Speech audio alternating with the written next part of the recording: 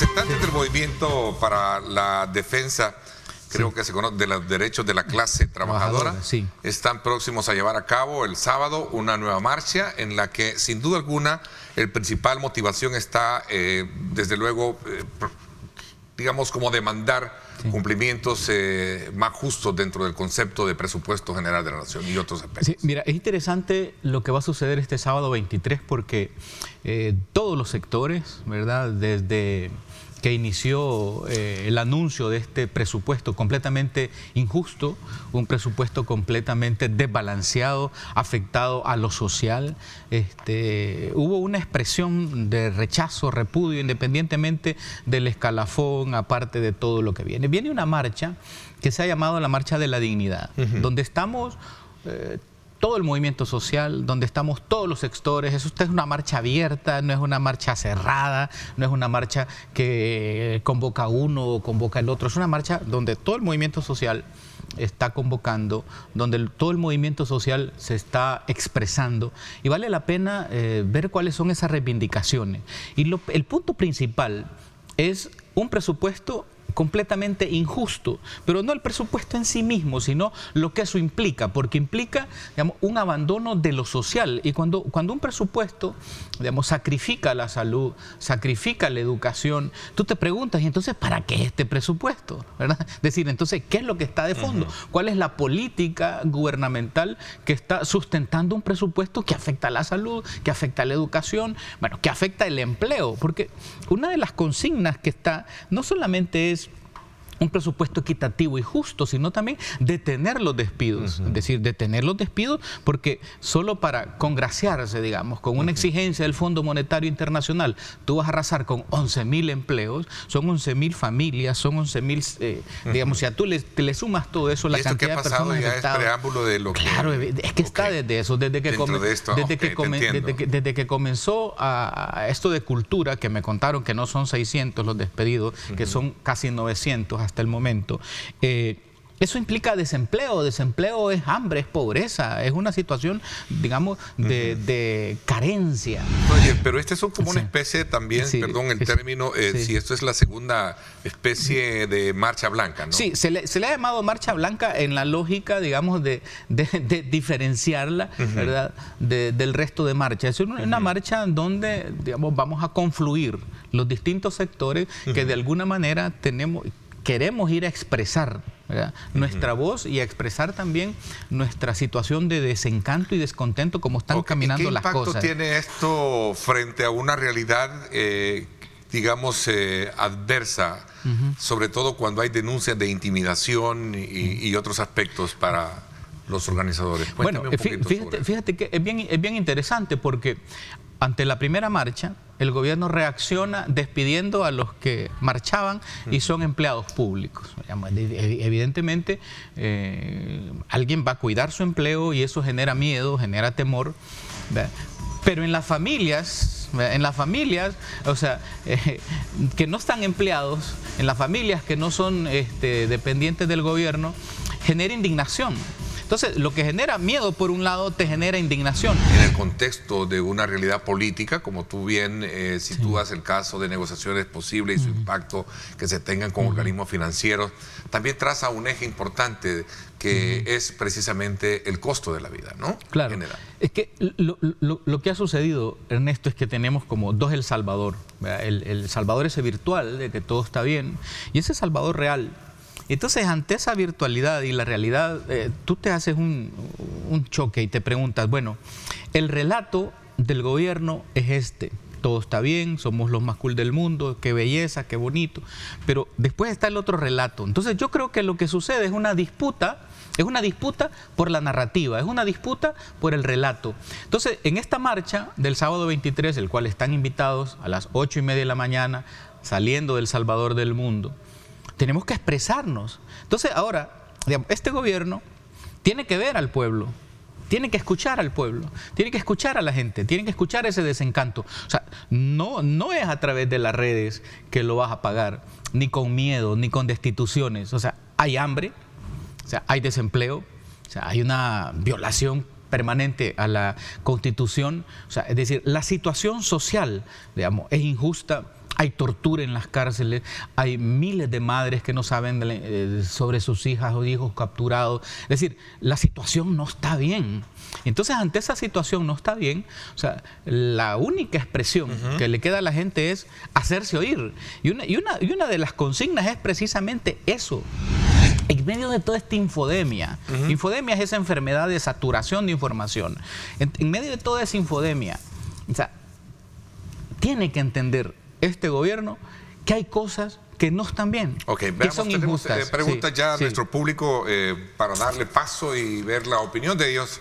Tenemos ya, me dice, ahí está, una pregunta, dice, buenos días, quisiera saber qué piensa el señor Walter sobre lo que dijo el sector sindical, que no se metieran los partidos políticos a la marcha. Sí, eso fue en la marcha anterior, en la marcha pasada. ¿Y hoy? En esta marcha es todo el mundo, estamos invitados, ¿los partidos políticos y tienen derecho a marchar, es decir, tienen derecho a marchar, que vayan.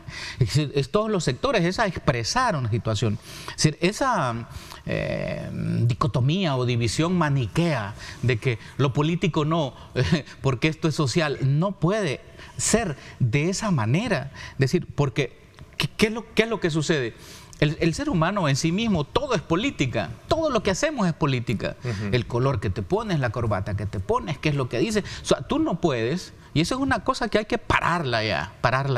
Es decir, eso es partido político, eso es político, no. O sea, lo político no, ese maniqueo de bueno y malo, no. ¿Por qué crees tú entonces que los profesionales de la medicina y otros rechazaron esa? No, fueron los sindicatos que después pactaron con el gobierno, que dijeron que no querían políticos, pero no fueron en ningún momento, ha dicho las organizaciones de médicos, de hecho hay organizaciones de maestros que han invitado. Yo he visto, por ejemplo, el Frente Magisterial invitando a todo el mundo a la marcha, es decir, que vayan organizaciones sociales, que vaya movimiento social de derecha, de izquierda, de centro, de iglesia, de donde sea, hay que ir a expresarnos. Pues es necesario ese mecanismo de marcha para presionar al gobierno. ¿Por qué durante los 10 años del FPLN no se dio nada al respecto, creo que dice? Bueno, siempre se dio y siempre se ha dado, ¿verdad? Yo recuerdo ver marchas del movimiento de policías, ¿verdad? Y yendo a Casa Presidencial, y recuerdo las marchas, o sea, esa expresión ciudadana de la movilización social y de la calle es un recurso permanente y que tiene que usarse, porque se están queriendo cerrar todos los espacios. Aquí me están aclarando algunos, no sé si es cierto, en las preguntas.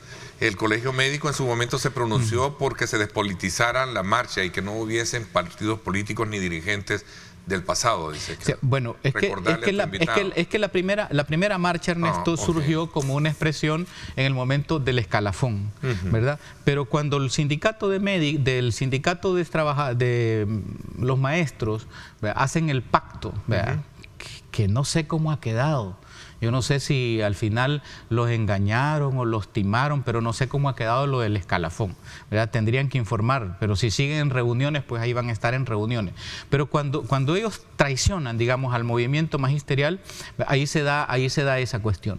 Pero no tiene que haber una división entre lo político, lo social, lo cultural, porque digamos, el médico pasa hambre, pero también, o tiene malos salarios, pero también los profesores, pero también todos los ciudadanos. Es decir, es un problema nacional. Yo lo que quiero explicarte es esto. Es decir, la Constitución te establece que tú llegas por los partidos políticos, entonces ¿por qué los vas a priorizar?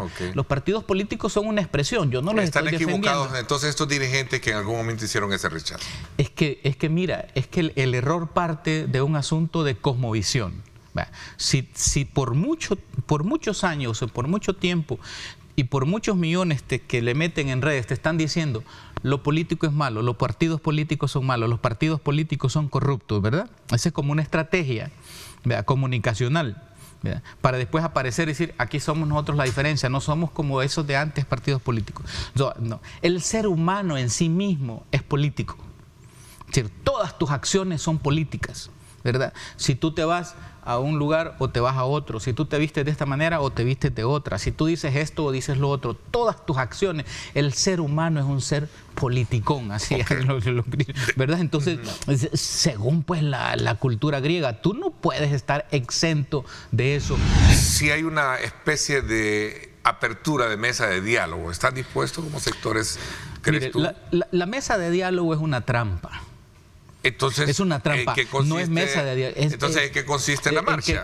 La marcha consiste en que el gobierno retroceda, en que el gobierno retroceda y haga un verdadero presupuesto pensando en la gente. No diálogo, no quieren mesa, no quieren sentarse a dialogar. ¿Y qué vas a ir a dialogar si es que ellos tienen la decisión, Ernesto? Si lo que se le está diciendo es, mire, es injusto que le quite a salud, es injusto que te den una cita para 1 año y medio, es injusto que no arreglen las escuelas, es injusto, o sea, ¿y qué tiene que hacer el gobierno? Retroceder. El gobierno tiene que retroceder. Y si no retrocede, las marchas crecen. ¿Verdad? Las marchas crecen, porque las mesas de diálogo son trampas para ganar tiempo, ¿entiendes? Para ganar tiempo y el gobierno salir con las suyas. ¿Qué es lo que pasa? A nivel de conclusión. Primero, que el discurso gubernamental de que este es el país más cool está agrietado. O sea, la disputa por el relato ya se le rompió, ¿verdad? Aquí hay bastante gente muy descontenta y que ha pasado al repudio. Cuando la gente decide ir a una marcha, a una segunda marcha, ¿verdad?, es porque pasó del desencanto al repudio. En eso estamos. Estamos a las puertas de entrar a periodos ya de fin de año, donde hay mucho, pero mucho movimiento comercial.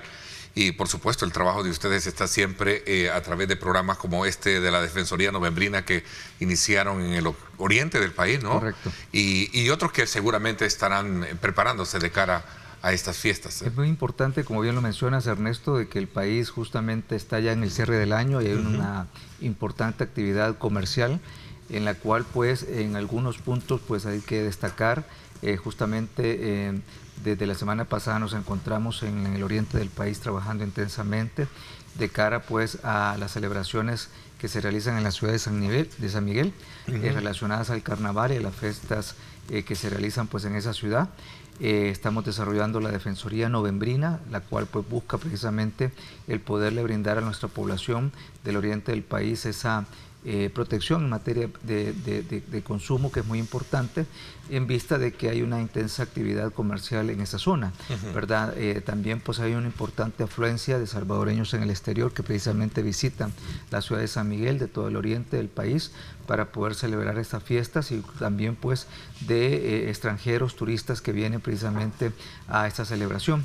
Así que hay un despliegue que está vinculado a todo el tema de atención, ¿verdad?, de las que puede generarse en esa ciudad, también todo el tema de la verificación, a efecto, por ejemplo, erradicar la venta de producto vencido.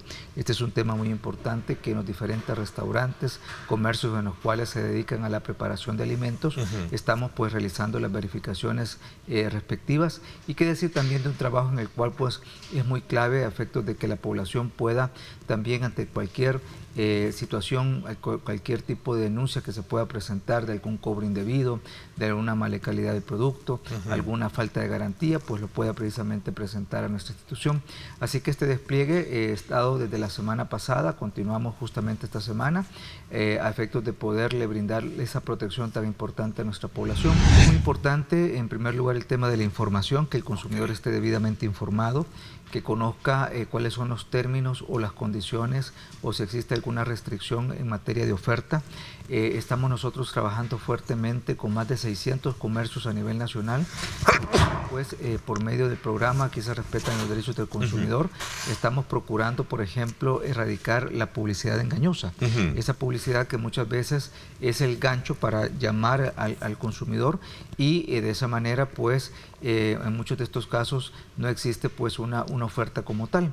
En años anteriores pues hemos nosotros estado muy atentos a las labores de verificación que nuestros equipos realizan a nivel de los diferentes comercios, y hemos detectado, por ejemplo, publicidad engañosa en algunos comercios que tienen habladores o que tienen anuncios que muestran descuentos hasta un cierto porcentaje, puedo decir por ejemplo hasta un 75-80% de descuento en productos seleccionados, y al momento de entrar y poder verificar en el comercio cuáles son esos productos, resulta ser que no existen. Son situaciones en las cuales hoy en día estamos trabajando fuertemente a efectos de poder erradicar.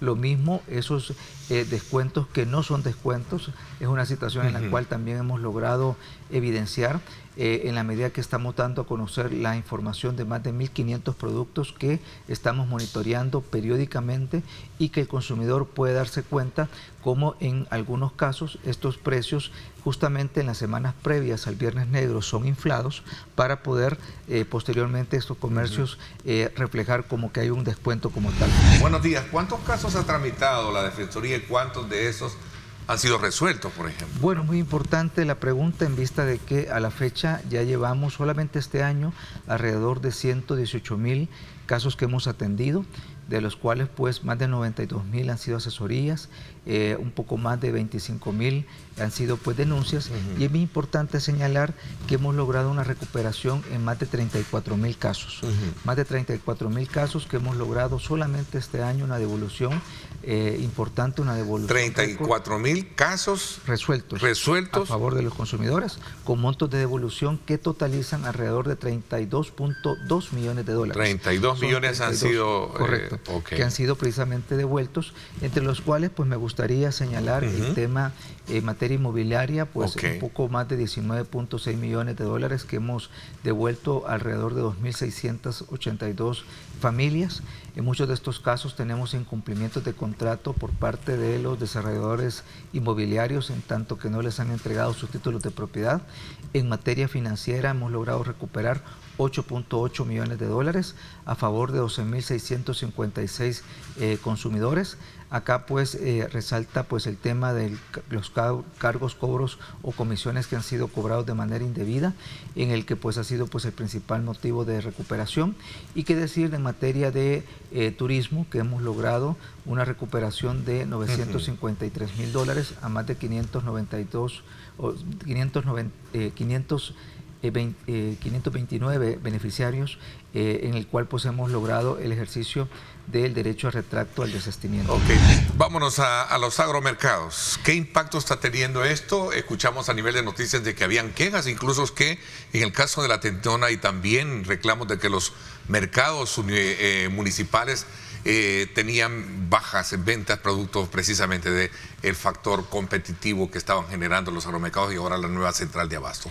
Bueno, bajo la dirección del presidente Nayib Bukele, en este pilar económico que ha sido pues fundamental, el tema de alimentación, se han pues brindado una serie de acciones, las cuales ya han comenzado a dar sus resultados, como ya lo indica Ernesto.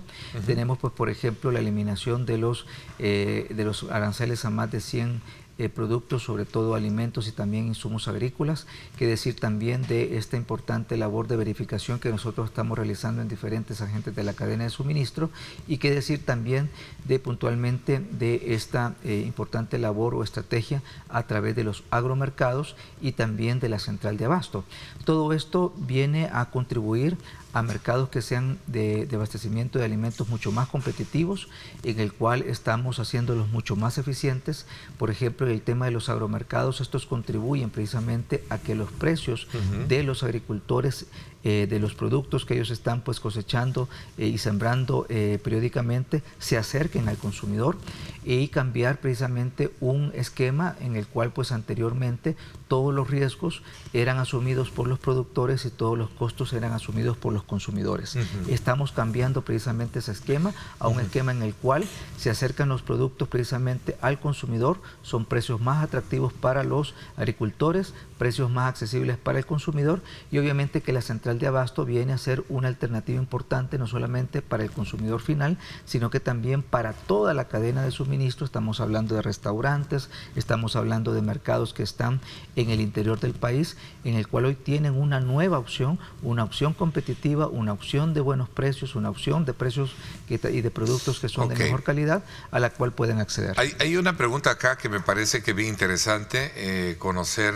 su respuesta desde la Defensoría. Dice: hola Ernesto, buenos días. Una pregunta: ¿cuál es la razón por lo que los precios se venden más bajo en el caso de los agromercados y por qué afuera lo hay? Esa es una violación si en un dado caso existe a la ley del consumidor, dice. Bueno, no existe, en el tema de precios. No existe una regulación de precios en este momento, pues en el tema de los alimentos. Eso es bien importante señalar. Lo que sí hay un libre mercado y el gobierno lo que está fomentando precisamente es establecer condiciones para que exista la competencia y que el consumidor pueda elegir los lugares en los cuales pues pueda adquirir los productos de mejor manera. Ahora bien, ¿por qué los agromercados sus precios son menores a los de otros puntos a nivel nacional? Y tiene que ver justamente por el tema de que en los agromercados se reduce sustancialmente el término de la intermediación. Esa intermediación que en lo que era pues el mercado de alimentos en nuestro país, lo que tradicionalmente conocimos, podemos estar contando no menos de 5 intermediarios, ¿verdad? En toda esa cadena, desde la parte en la cual pues se cultivan los productos, el abastecimiento, el transporte, toda la logística como tal, la distribución mayorista y detallista, estamos hablando de no menos de 5 intermediarios que obviamente en la medida que en los agromercados acercamos los productos de los agricultores o directamente los importadores al consumidor final, tenemos importantes beneficios en cuanto a costos y en cuanto a beneficios a nuestra población. A ver, aquí preguntan, ¿son precios subsidiados a diferencia de los productores locales que no lo tienen, dice? No, bueno, el gobierno brinda un subsidio en general precisamente para todos los agricultores, ¿verdad? A través del bono agrícola. Pero estos productos pues prácticamente son directamente los importadores o los agricultores que los ofrecen a los consumidores finales. Otra pregunta es interesante. ¿Cuánto tiempo va a durar esto, Ernesto? Porque en su momento pueden creer que podemos creer que en el país todavía no se ha logrado reactivar el agro, dice. ¿Seguimos dependiendo de esos productos fuera o es producto local? Hay productos. Interesante. Sí, es importante señalar de que este desmontaje que vivió pues el sector agrícola fue una situación que vivió el país por décadas. Es a partir del gobierno del presidente Nayib Bukele que estamos pues precisamente reactivando todo el tema del sector agrícola y justamente el mercado de abasto, ¿verdad? La central de abasto. Es importante señalar que prácticamente una 3/4 partes, pues un 75% de todo el abastecimiento es local.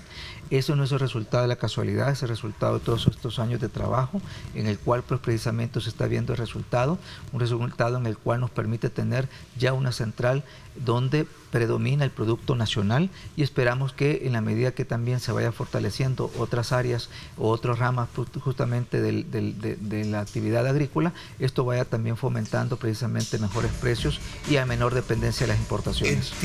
Entiendo que es uno de varios centros de abasto de mayoreo, ¿o solo será uno? Bueno, se busca precisamente ampliar esta medida, ¿verdad? En la medida que también la producción nacional vaya también creciendo, ¿verdad? Así que esperamos, pues así como los agromercados han ido creciendo, que también se vayan evaluando las acciones para que estas centrales de abasto se vayan acercando más a nuestra población en el interior del país. Ricardo, ya para cerrar, un mensaje a la población de alivio, de esperanza para poder no ser víctima de los abusos. Bueno, que cuente con la Defensoría del Consumidor, somos una institución cercana pues a sus intereses, estamos atentos a poder atender cualquier tipo de comunicación. Recuerde que ante la duda puede llamar a la Defensoría del Consumidor para realizar sus consultas, identificar algún indicio de incumplimiento de parte de nuestra ley, estaremos atentos a poder tramitar su caso.